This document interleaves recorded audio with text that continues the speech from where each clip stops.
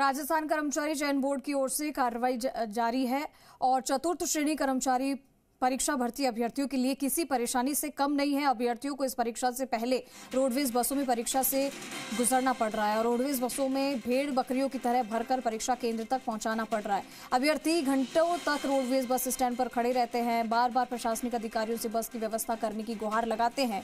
कई घंटों के इंतजार के बाद जब रोडवेज बस आती है तो उसमें अभ्यर्थियों को भेड़ बकरियों की तरह भर दिया जाता है और भीड़ इतनी होती है कि अभ्यर्थी बस के दरवाजे पर लटके हुए सफर करते नजर आते हैं।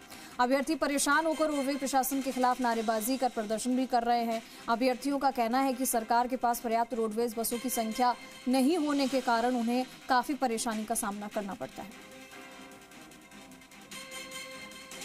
सर, हमारे यहाँ डिपो में कम से कम 50-60 गाड़ियाँ हैं जो बीकानेर, गंगानगर और मानगढ़ इन जिलों में जैसे ही ड्राइवर आते हैं सुबह 4 बजे, 12 बजे, रात को 1 बजे, तो जैसे ही ड्राइवर आते हैं खाना खुना खा खू के फिर वापस रवाना हो जाते हैं। जैसे ये गाड़ी बीकानेर जाके और फिर वापस आ गई, अब खाना खुना खा के वापस भर गई तो अब वापस जाएगी। सर परेशानी बहुत भयंकर परेशानी हो रखी है इतनी भयंकर धूप में, और बंदे हैं। देखो इतनी भयंकर भीड़ के में कोई बस की सुविधा नहीं है। यहाँ पे कम से कम 150 बच्चे बाहर और खड़े हैं, पूरी बस पूरी फुल है एकदम।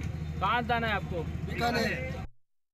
अंदर कोई भी सीट खाली नहीं है, सभी खड़े हैं, एकदम दत्तादत्त बड़ी है, कोई सभी का पसीना आ रखा है और कागजों में तो अनेक सारी बस दिखा रखी है। ये देखो पसीना एकदम पूरा फुल तरीके से आ रखा है, अंदर पग पे पग नहीं ना हो रहा है।